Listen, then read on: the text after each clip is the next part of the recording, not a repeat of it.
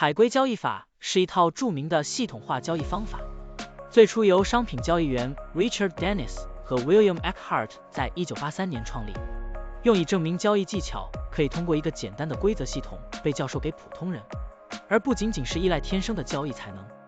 海龟交易系统并不限定于特定的商品或市场，它可以应用于股票、加密货币、期货和外汇等各种市场。现在，我们就设定一些参数，让 Stocktiny AI 帮我们生成程序，对 VeChain、LetUSD 进行回测计算。设定参数如下：头寸规模，使用每次加仓 20%。入市信号，当市场价格高于过去20日的最高价时，视为买入信号；反之，低于20天最低价时为卖出信号。加仓策略，每当价格移动到1/2的20日均幅指标 ATR 时加仓一次。运行时间从2023年1月1日到2024年5月10日。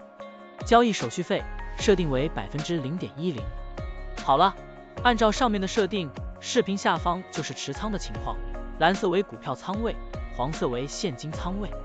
累计交易44次，期末持仓价值107636.26元，盈利 7.64%。相比持仓不动，多盈利负 108.30%。如果你希望使用更长期的信号，可以把参数修改为跟踪55天最高价突破时建仓，其他参数也按照55天周期来设置，这样就可以得到新的回测结果。累计交易14次，期末持仓价值104976.69元，盈利 4.98%。